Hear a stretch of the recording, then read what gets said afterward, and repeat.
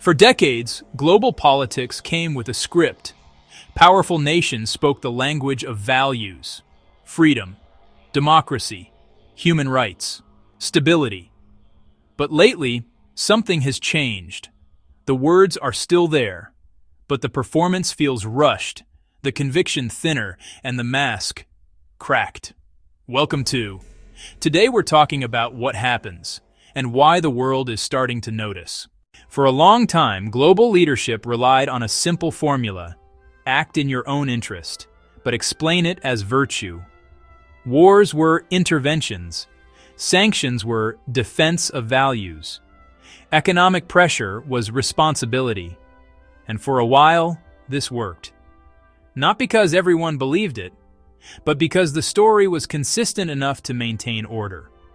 Morality wasn't just ethics, it was branding. Fast forward to today.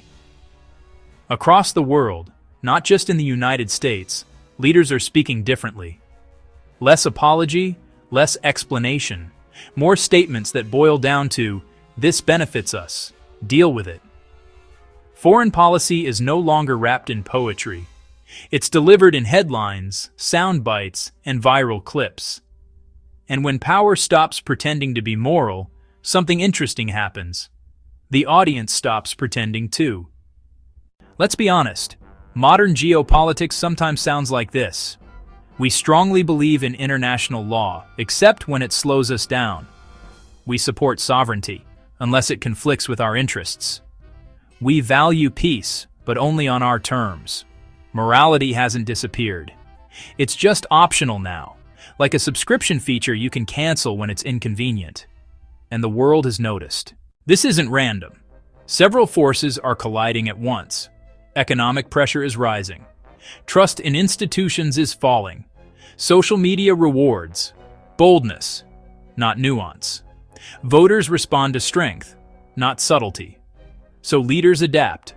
They speak more aggressively. They simplify complex issues.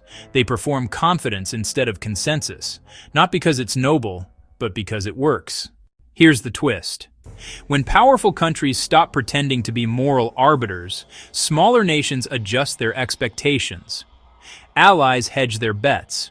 Neutral countries diversify partnerships. Rivals stop being shocked and start preparing.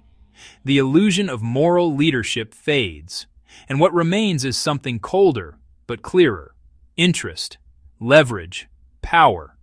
It's not a kinder world, but it's a more honest one. That depends on how you look at it. On one hand, honesty strips away hypocrisy. No more pretending power is selfless.